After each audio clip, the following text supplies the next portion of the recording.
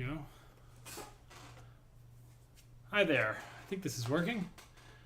Hi to my fellow instrumentalists who have already subscribed to the channel, and hi to the rest of you who haven't yet. I'm Jacques Gadway, and this is Gadway Violin. In today's live stream, we're going to be doing another episode of Making Decisions on the Violin. If you're new to the channel, this series is all about me, a professional violinist, taking a look at a piece of music that either I haven't played or haven't played in a very long time. And what piece of music I look at is often determined by you. So if there's a piece of music that you'd like me to look at in the future, please feel free to leave it in the comments below. This particular piece was not exactly selected in specific, but the composer was. I put up a poll on my community page, and Vivaldi, out of all the composers, was the most widely selected. So we've looked at some of the seasons before. We looked at summer on this channel in the past, but we've never looked at my favorite season, which is winter. So I figured today, why don't we do that? Now, this is a piece that I definitely have played at least a little bit in the past, but I've never really studied it thoroughly, even though I've performed it, perhaps a little unprepared in those performances. So today we're going to dive in. I'm going to talk about fingerings and bowings, and hopefully you might learn a thing or two about how to approach a brand new piece of music in your own practice. So let's start at the very top. We're going to probably just look at the first movement today, but if you look, we start with these eighth notes with trills, and I think it's common practice to do these with a ponticello stroke, meaning we place the bow near the bridge, but it's not necessary. For all these trills, I'm probably going to just do a single trill, meaning I'm just going to tap once rather than trying to get two or more. I'm going to start in third position so that trill is really comfortable.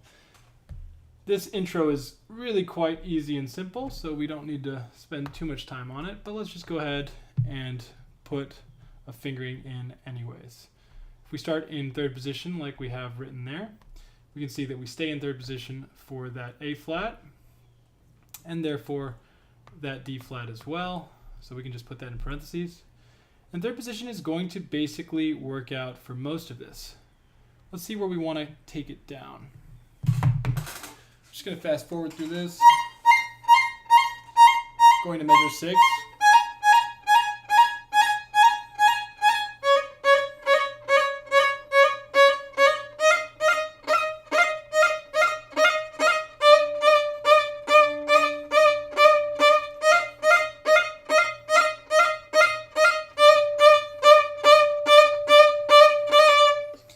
If I were to do ponticello like I'm doing right now, most likely I would do it just as I did, which is doing a strong ponticello at the beginning, and then towards the end when we want to come out of this section, while we kind of do a natural crescendo, we might get away from ponticello. Also thinking about what I want to play, what finger I want to use for this C natural here, I think I prefer to use a first finger, which means we need to either shift to that first finger or shift before. Since we have a half step here, I think I'm going to shift from my second finger here to a second finger there, just using that half step. If you're new to the channel, you might not know my general rules for shifting or fingering choice, but the first rule is generally we want to shift either on a half step or we want to shift on a strong beat, meaning on a true proper beat of the measure. This is accomplishing both of those, so it's a great opportunity to shift.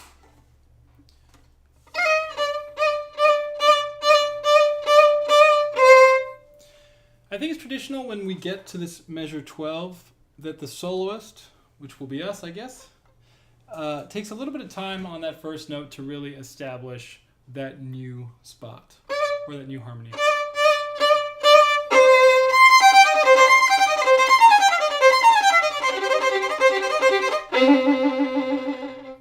So all of that was just in second position. It's really not that complicated. This is one of those pieces of music that looks and sounds a lot more difficult than it is.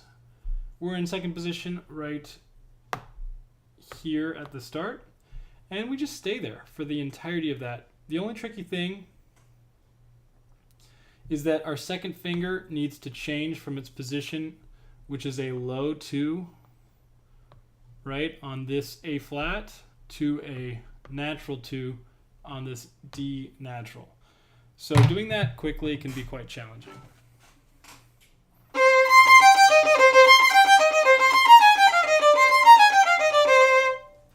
And then once we get to measure 13, I think the trick here is to try and frame out that that hand frame. So actually place our fingers, our first finger and our second finger down, and keep them down. So we're only really needing to use the third finger's independence to get those E flats. So what's doing the heavy lifting there is going to just be our bow. So we place our first finger down, which is what we expect, and we hold it down. Same with our second finger, and we hold it down for all of that section.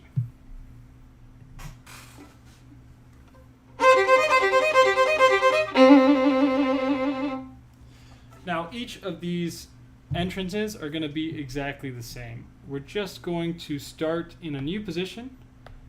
In this case, that's going to be fourth position, so we're going to shift over the course of this rest here. And then we're going to just stay in fourth position. And then all we have to do is identify what's difficult. I'm going to remove this so we can see this easier. And what's difficult about this is that we have a few notes, or fingers rather, in each string that's going to change quickly. So the fourth finger on the E string, that E flat, is going to be a different position than the fourth finger on the A string. Right? We have a low 4 here, and then we have a natural 4 here. And we have a natural 1 here and a low 1 here. So these small changes are really what boils down to the difficulty in this section.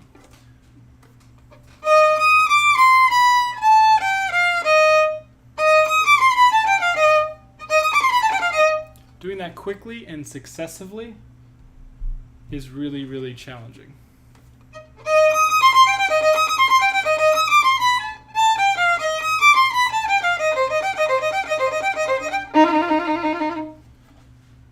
Before we talk about that next part, let's just identify what we can do to make this a little easier in measure 15, what we can think about.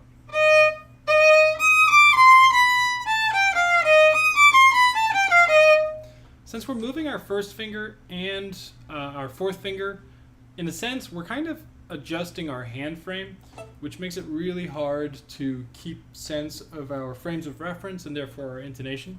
So something we might want to think about is the other parts of our hand that we can keep consistent. In this case, that's going to be our thumb that starts right across from that E flat. And we're going to keep it there, even though we're going to change the position of our 1.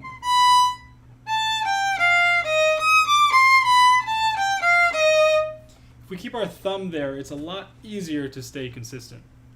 Now after this little run here, where we're doing this pattern, we move on to this next measure, or it's actually the same measure, but the second half of that measure, where we have the same idea as before, we're still in that fourth position.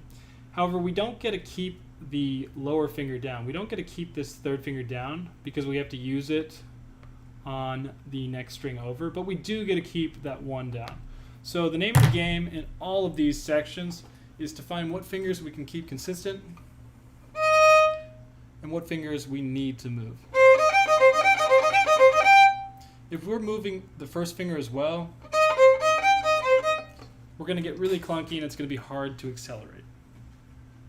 So starting from the beginning of that section, this is going to be right here on measure 14, halfway.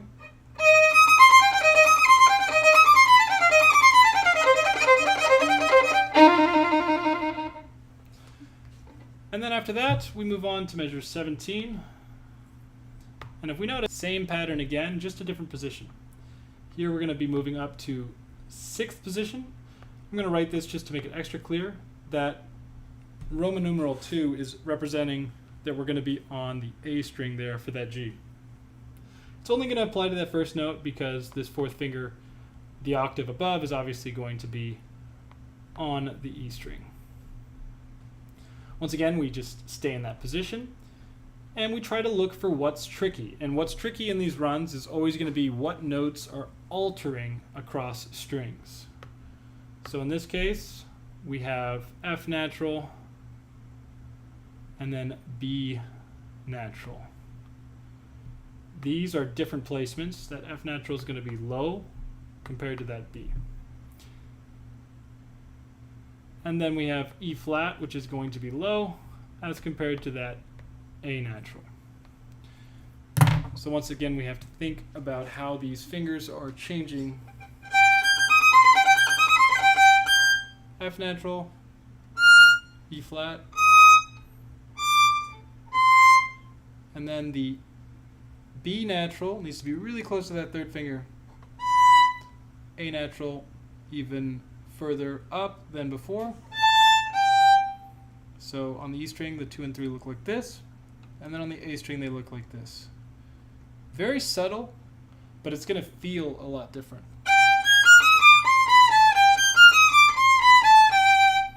And if it doesn't feel a lot different, then you're probably going to end up playing really out of tune.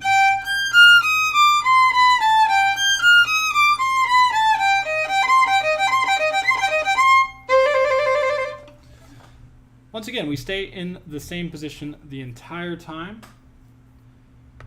And here, we're simply going to be able to keep all these fingers down, well, both of them. 1 and 3 get to stay down for the duration of that pattern.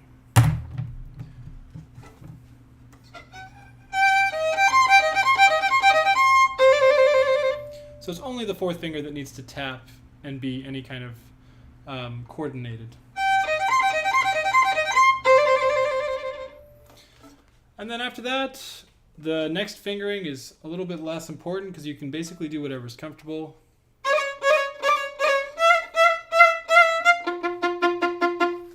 Let's see, do I want to be on the G string for these Fs? I don't know that I do. But again, it's not something that really matters. We can be on the G string for those Fs, but the important thing is that I want to be on the A string, the E string for these Gs. String 1.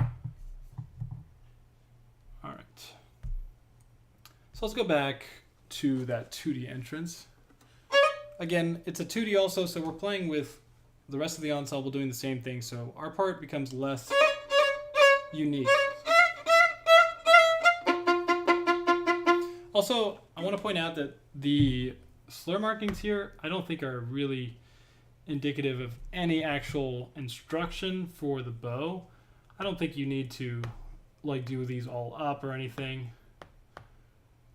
These are just almost phrase markings, thinking of groups of notes and thinking less of accenting down bows or up bows, right? It's just trying to make it sound more even. I think that's the intention there.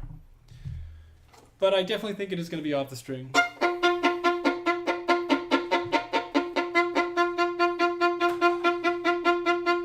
I've even seen it done where it's very vertical of a stroke and a lot less pitch. But whatever you choose to do, I think this is one of the least important decisions you can make in this piece. Once we hit that F, we're going to go onto the E string in first position.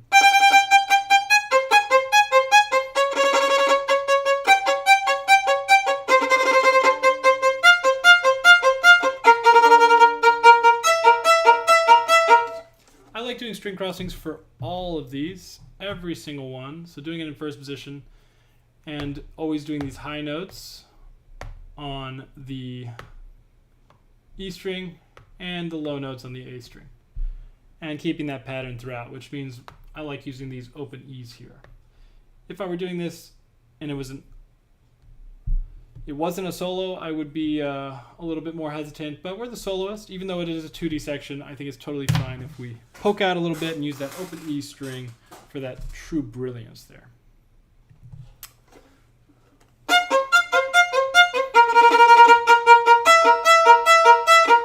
Also, I'm using double downs, which I think I like.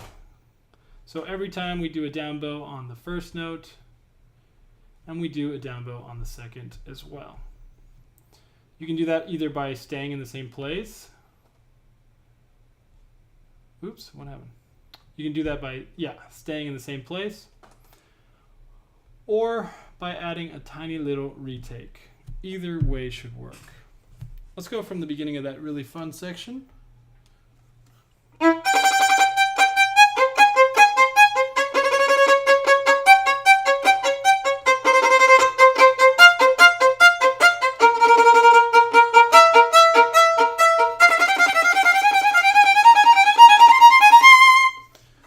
Okay, I probably took that too fast. Barely made it through. We're going to try it from here.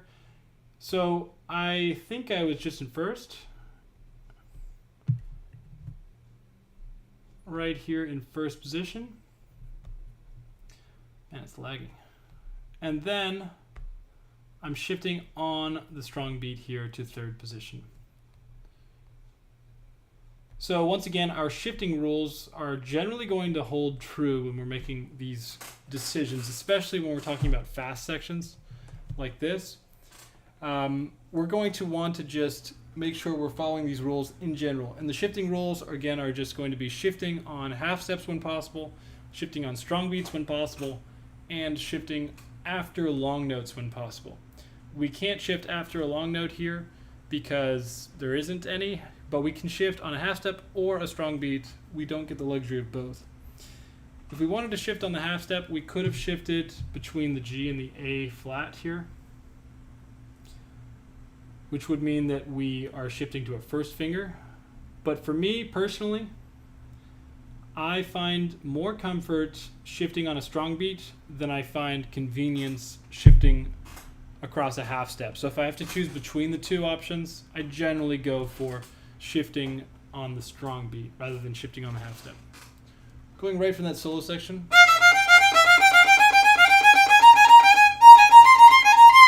So shifting right onto that B flat. And then using a long note, or in this case a rest, to shift across. So that's one of our rules of shifting. Shifting when you are given more time to shift. So we have a rest here, which allows us to do a finger replacement and shift to first finger in fifth position.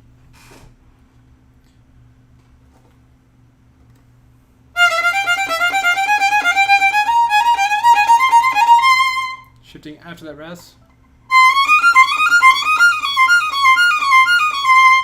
Let's see that in context without me talking and messing up.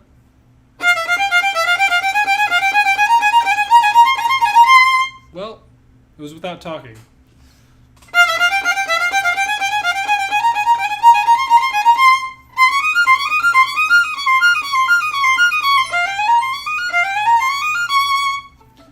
So we're just staying in fifth position for all of this. It's actually pretty simple fingering wise. Vivaldi was a great violinist, and he wrote a lot of his stuff to make a lot of sense on the instrument.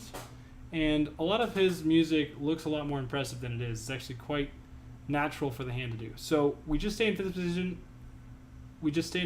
Which means that we're going to be on the A string here. And again, whenever we're doing these fast scales across the strings, we don't have the difficulty of shifting, which means we have the difficulty of finger alterations, right? Because we're going to need to change some of our fingers from their positions on a previous string to the new string. So in that case, we can see what those might be. Are there even any? Yes, we have our D flat here and our G natural. So the G natural is going to be a lot higher relative to the D flat.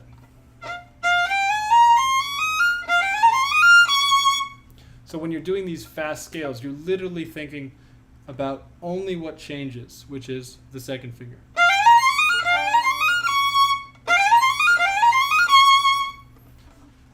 After that, we shift once again using or taking advantage of that space. Shifting across the rest.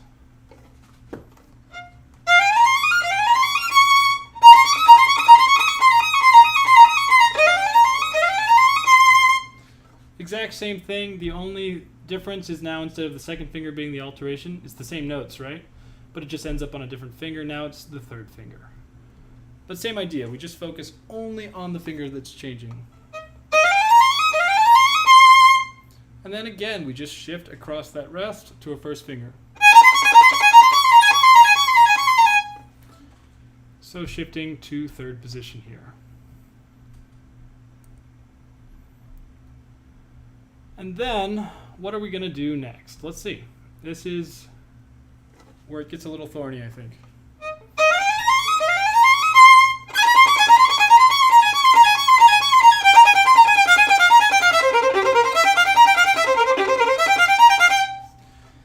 Yeah, that's a little thorny, a little bit of a tongue twister, or finger twister rather.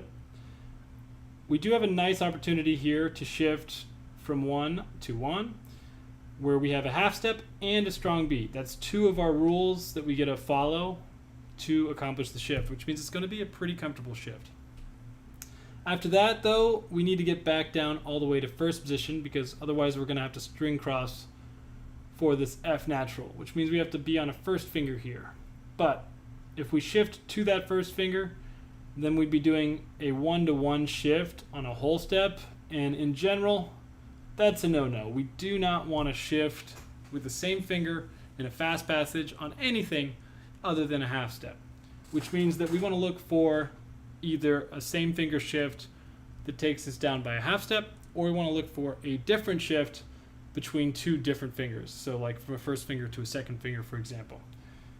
Since we're moving only one position over from second to first, we're probably going to have to look for a half step, because there's only one way to shift from those positions usually, unless we don't have a scalar motion, but we're using scalar motion here. So in this case, we're going to look for half steps in this section to give us a nice comfortable shift. And we can find one very easily here with the A flat. So we'll find that 2-2 shift there.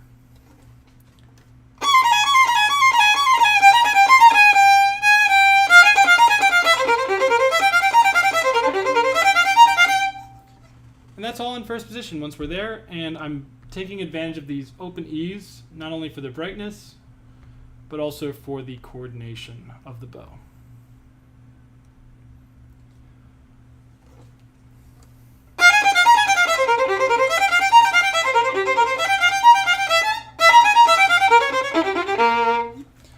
Yeah, it just continues the same way, all in first position. Pretty simple stuff. But if we're looking at what's difficult, we can see that, again, it's always, when you're not shifting, the difficulty is going to come in the form of alterations, meaning our fingers that have to change, right? We have D flat here that has to change when it gets over to the D string to a G natural, which is a natural position. So doing that quickly can be challenging all on its own, even though there isn't any shifting. The same is true for the first fingers I just felt and realized, right? The first fingers here are also altering. All right, after that, we're in first position for measure 34.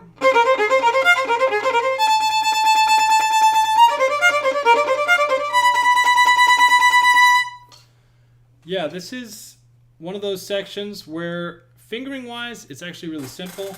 But it is challenging, and the reason it's challenging is going to be because of coordination primarily, and a lot to do with the right hand, making sure that our bow is understanding exactly what its responsibility is.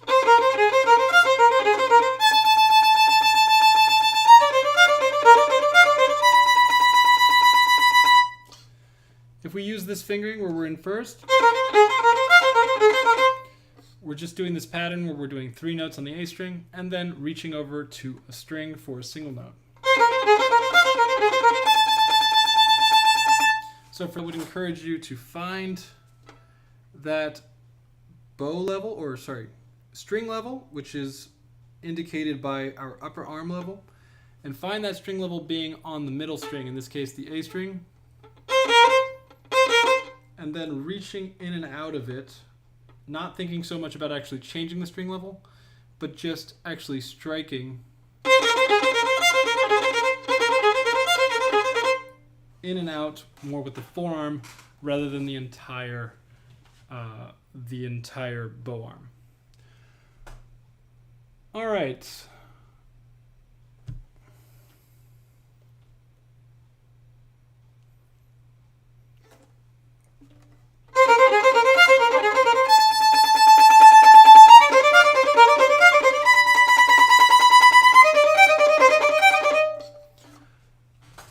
The last thing I would say about this section is how to get out of it, which is we're in first position for all of it, and we're on a 4 right here for these B naturals, and we can just take advantage of that half step to shift 4 to 4, bringing us into the new position, into this second position here.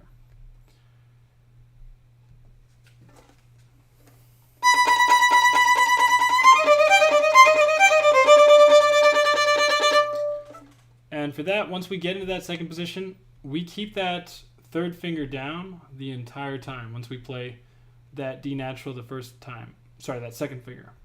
I'm going to keep that down the entire time.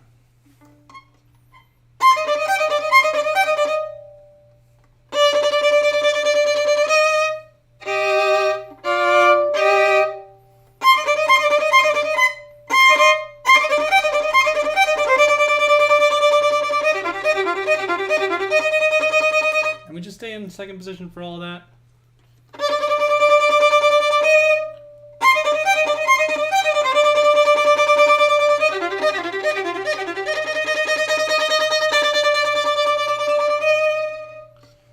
And then we have more of this stuff in the beginning, which is pretty easy. We don't have trills written here, but I think it's common practice to do trills again. With a little bit of that ponticello for a little bit of that chilly sound.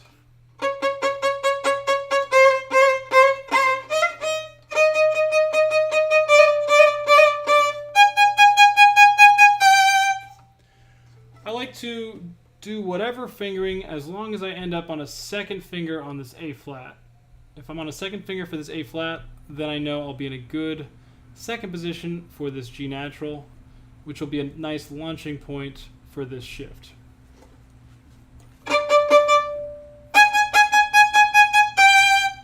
It's very common practice to take a little bit of time here.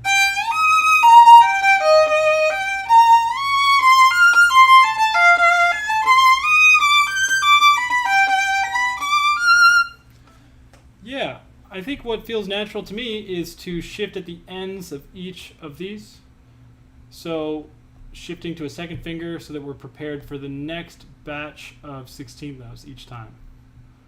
That to me feels really nice. And then I think here that's not going to be the case. I think we just stay in position on that last one. Let's see.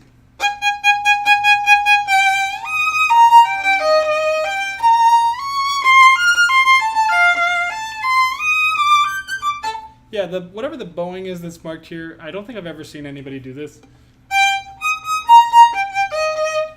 I don't know what that is. I think it's common to just do every 2 in this section.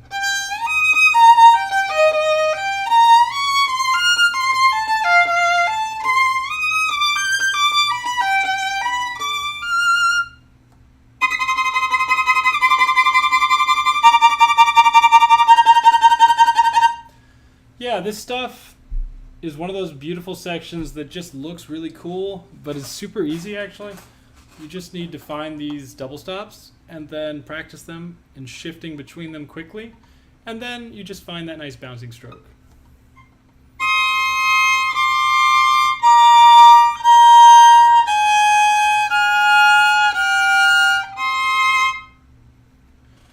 Yeah, just little double stops. Let's talk about what the fingerings are though. If we follow this fingering proceeding, we are in 6th position as of here, right? Because we shifted up to it. And in 6th position, we just stay. And all of this works out for quite a while in 6th position, just placing fingers on what naturally they would prefer to do in order to accomplish these chords. Let's see how long it lasts. Starting right there on the 32nd notes.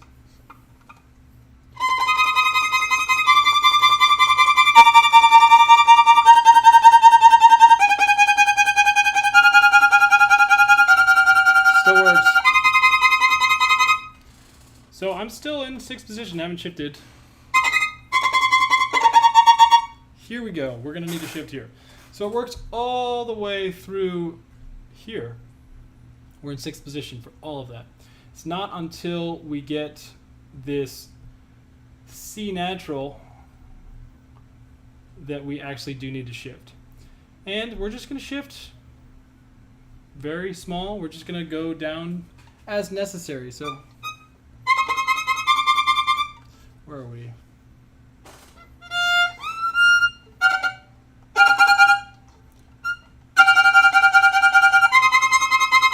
This is 51.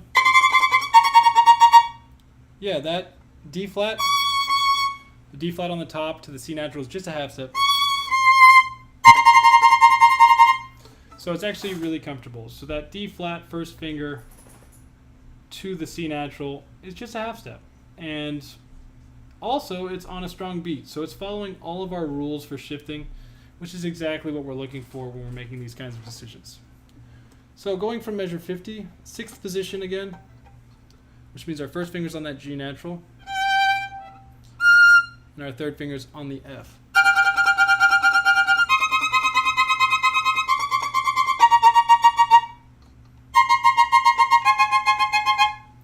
Yeah, I just went slow-mo there, but let's go a little bit slower without slowing down from 51.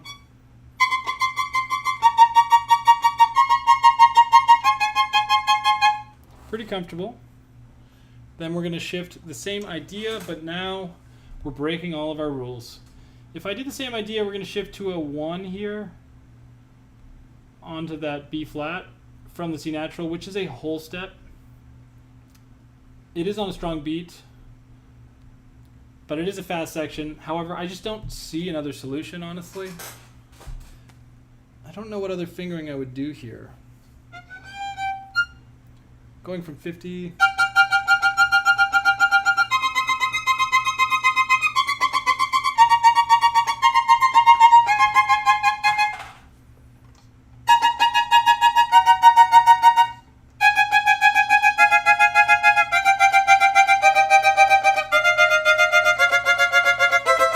I kind of like just doing that pattern. I know that we're going to be shifting on whole steps, but just blocking off each of those half measures as drops into new positions, I think actually works really nicely, and you kind of only need to practice really detailed on a few of them because the same principles and the same muscle memory will be able to apply as you change.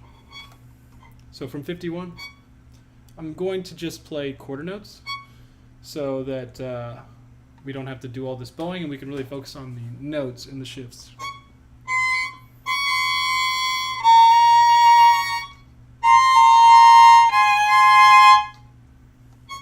Yeah, those are kind of gross intervals, but they sound really cool in context.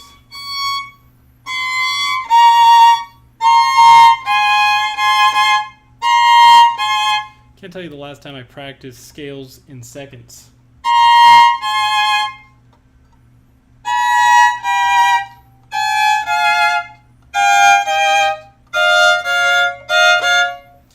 Yeah, the pattern is there. Obviously, it's a little rough. Gotta practice this, right?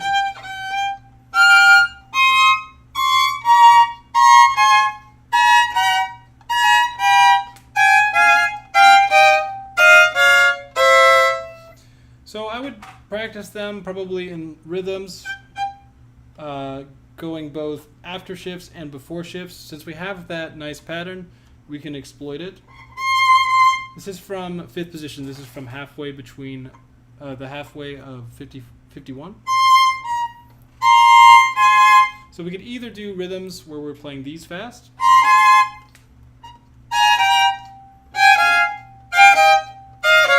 that's the easy version, or we can do the rhythms where we play those slow,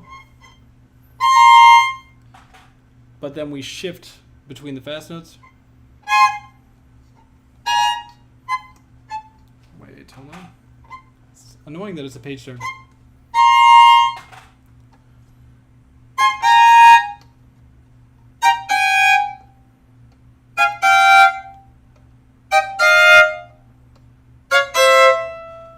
try that again.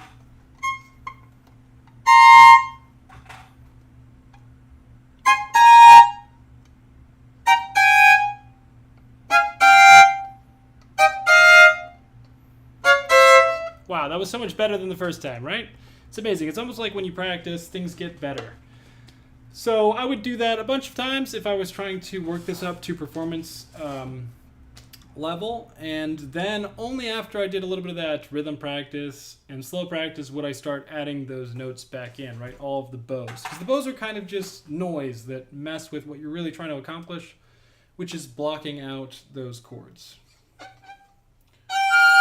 And I didn't say it, but you obviously can do the same exercises earlier in that section. For me, it doesn't feel necessary, but it might feel necessary to do just to feel those, even though there's no shifts preceding that, in that earlier section.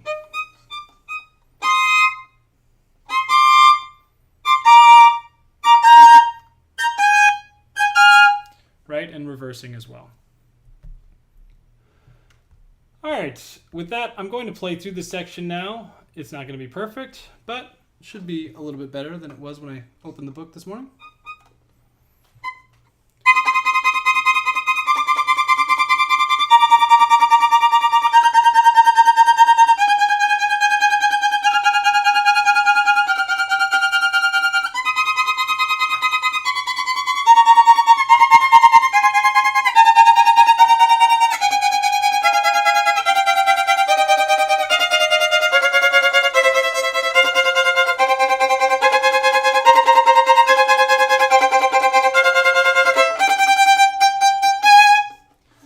So once we get to 54 here on that open E, we're in first position and the rest is just in first position. So it's actually pretty simple. Once we get there, it's just a bit of a beast getting down into first position. And then we have that 2D section, which we already know.